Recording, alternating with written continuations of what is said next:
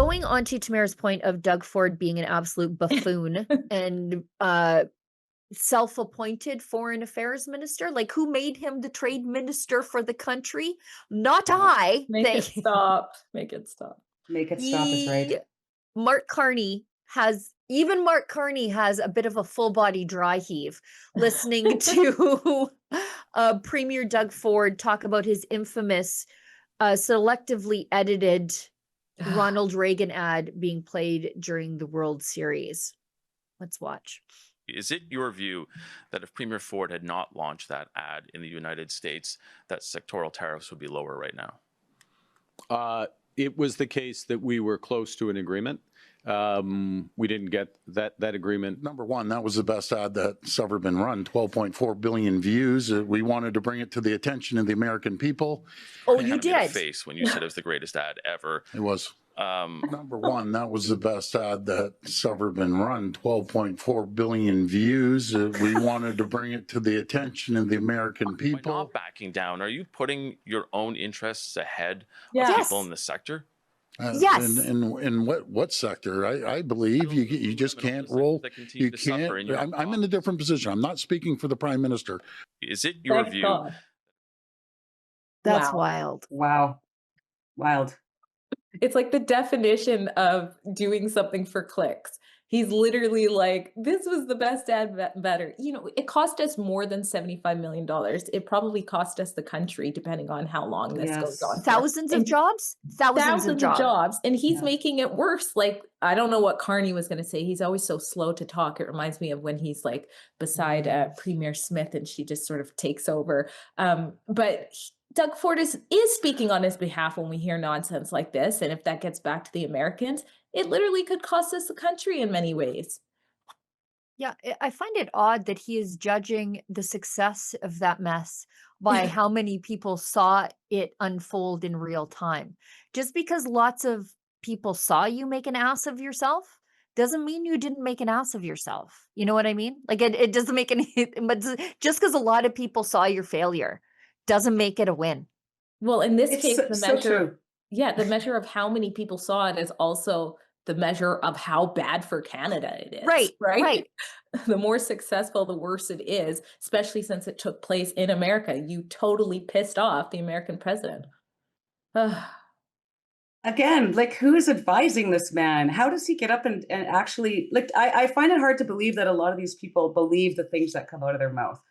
But, you know, what I've witnessed personally in the last 3.5 to 4 years is that they just double down on stupid.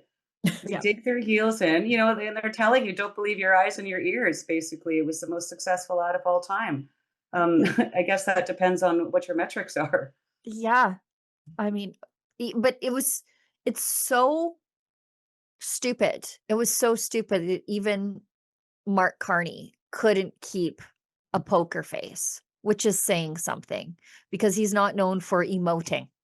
He's not known for his bold expressions. And even he was just rolling his eyes and sort of smirking.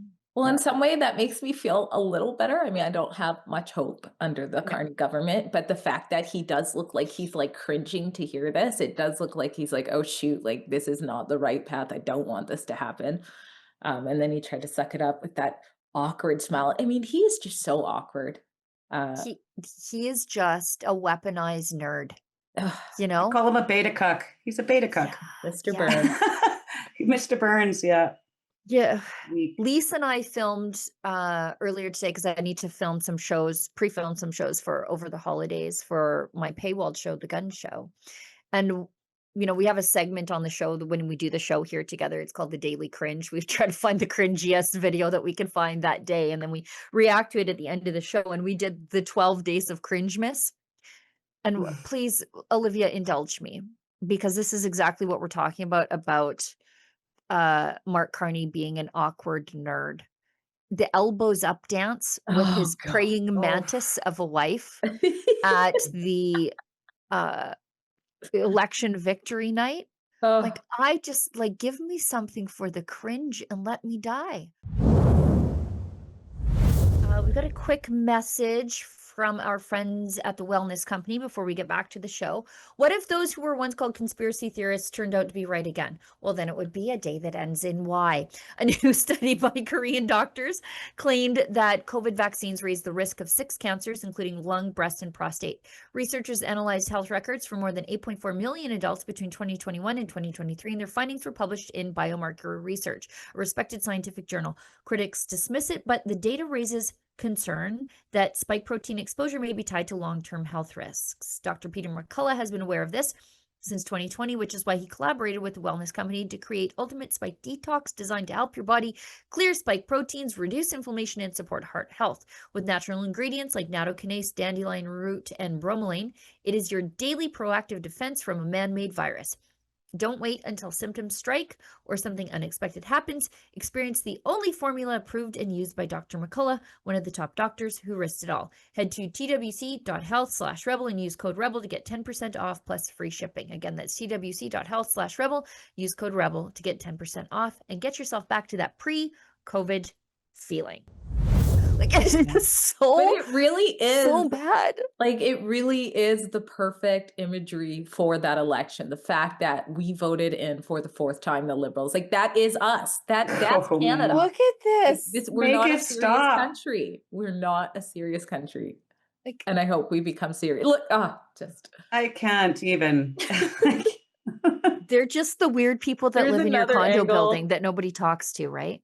the angle for the Totally. front is even so much worse. Oh, I know. It's just, that was, I think, the cringiest thing I saw this year. Besides Liz May and her like folk music routine that she did with her husband at election HQ. I don't think There I've is seen that something one. pathological with that woman. She gets in front of a camera and she just has to sing or say something stupid. I think it's a Yeah. birth defect. I'm starting to feel bad for her. Before I found her annoying. Now I just think maybe there's something wrong with her brain. When she sees that little red light just beeping, she just, all of a sudden, she just has to say some crazy, crazy thing. I'm Elizabeth May fan. She keeps us entertained in politics. I Oh. want a shirt with her face on it. I really do. Just back to that elbows up for a second. I just got a flashback. They call them flashbulb memories. Like, you can remember where you were in 9/11. You can remember where Sure. you were when Michael Jackson died for me, things like this. It's like, I can remember where I was when I saw that elbows up. And maybe by the grace of God, so that I didn't go insane, it just so happened I had booked a vacation with my family to Mexico. I hadn't gone anywhere like that for so many years, and it was the day after the election. And so maybe that's why I was there. So I didn't go insane with what happened, but I'm watching it. I'm actually sitting by the pool watching. I don't know why I couldn't put the phone down, but I was Wow. watching it in misery and in horror of like, what has just happened? How did we do this?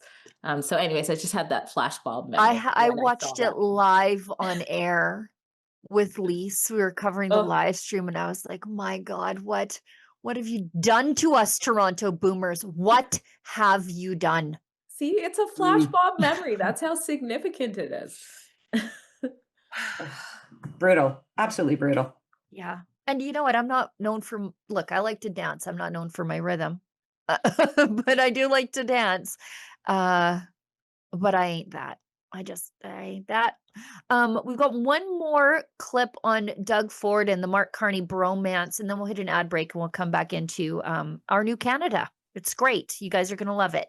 Anyways, Mark Carney, or Doug Ford says Mark Carney's doing a great job. Look at Olivia Chow.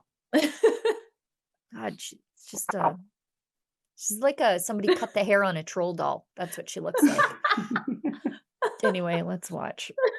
You had expressed some frustration before that you didn't feel that the Prime Minister was necessarily hitting Donald Trump back hard enough. Are you happy with, there's not really a retaliation happening at this moment? Is that continuing to be okay with you? Yeah, some prime minister's doing a great job. Like I've said before, it's easy for me to sit back and I'm probably the bad guy and he's a good guy. But in saying that, he's sitting there negotiating across the desk or across the chair with them. But it's just my personal opinion. I have an incredible relationship with the prime minister, and I'm always going to support him when it comes to many things, but especially when it comes to trade with the United States. Let's not forget, folks, we're their number one customer, and vice versa. They're our number one customer, and we're their number one customer. So it's in the best interest to move forward. We proposed an AMCAN fortress, put a ring around the U.S. and Canada. No one could stop us with our energy, with our critical minerals, with our manufacturing might. We're better to work together. Protectionism does not work. And you just have to listen to Ronald Reagan, a couple of his speeches. Protectionism does not work. And 12.4 billion people heard that message. Oh my gosh, he said it again. Did he just really admit that they're doing good cop, bad cop? Yeah.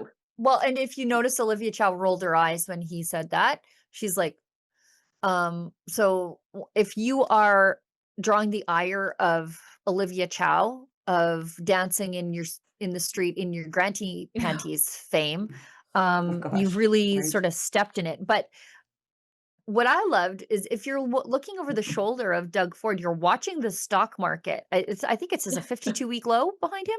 Like you're watching the stock market tank right behind him as he's talking about how Prime Minister Justin Trudeau is doing a good job. And by the way, that's not all in my head. And that's not like just one snippet. See that? Just read. And see, it's this 52-week low. The S&P plummeting over there. But this is also something the Fraser Institute talked about today. IPOs, like where publicly traded companies go public and ask for capital investment, those are down like over 90% in the last 10 years, which means that companies they just have no faith in us. So, I think publicly traded companies are down like a full third over the last 10 years. They're just not in Canada anymore because people don't have faith in the stock market. And guess who was in charge? Either the Liberals or Mark Carney via whispering in Justin Trudeau's ear. So great irony in watching Doug Ford give that speech about how much faith he has in Mark Carney right in front of a plummeting stock market.